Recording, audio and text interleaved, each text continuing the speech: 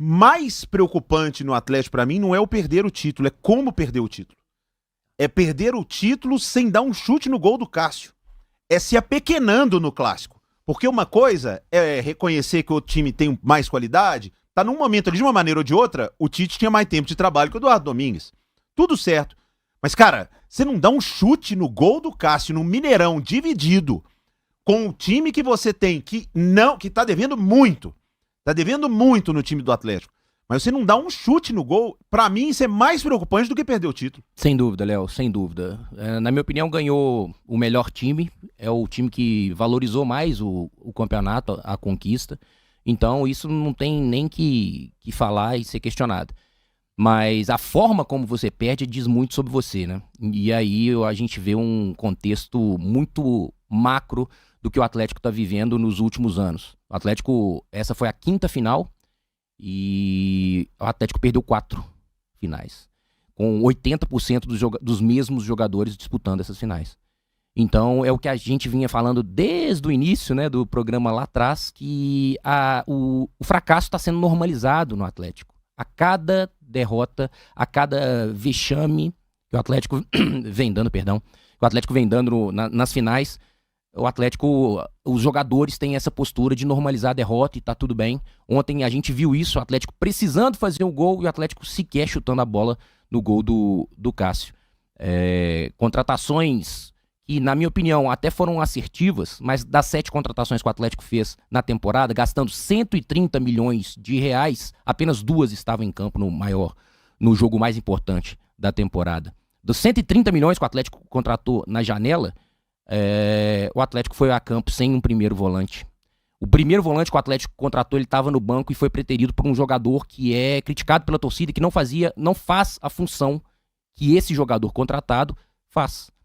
Que é o Igor Gomes que você está falando. Exatamente. O Thomas Pérez foi contratado para ser o primeiro volante e não entrou. O Thomas Pérez foi dito pelo treinador, o atual treinador, de que ele não foi a campo porque ele não tem 12 jogos como profissional. E aí a gente questiona, o Cissé tem? O Cissé não tem. O Cissé não tem 5 jogos como profissional. Aí fica claro, é porque um é bom e o outro nem tanto. Exatamente. É a maneira elegante do técnico Eduardo Domingues dizer que o jogador realmente não tá no nível, pelo menos por enquanto, do Atlético.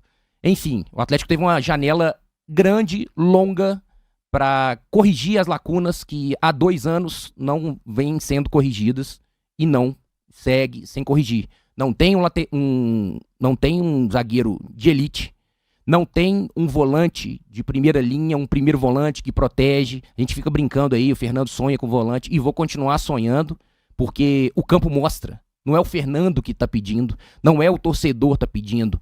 O campo do Atlético mostra. O Atlético é uma peneira. O Atlético, o técnico Eduardo Domingues, ontem, visivelmente deixando o time ali no modo reativo, tentando proteger, tentando tirar a velocidade do jogo e tudo mais, para tentar, pelo menos, levar a decisão para os pênaltis, que aí o Atlético teria alguma chance. Mas o fato é que o Atlético não agride ninguém. São 3 vitórias nos últimos 15 jogos. Nos 15 jogos da temporada, o Atlético venceu 3 vezes, Léo. O Atlético venceu 1 vez na sua casa, na Arena MRV. O Atlético não tem vitória no Campeonato Brasileiro. O Atlético está na zona de rebaixamento do Campeonato Brasileiro. O Atlético trouxe 7 jogadores e saiu 13. Qual reformulação acontece no Atlético? O Atlético vai com 80% dos jogadores da final da Sul-Americana para o jogo mais importante da temporada. O que está acontecendo, gente?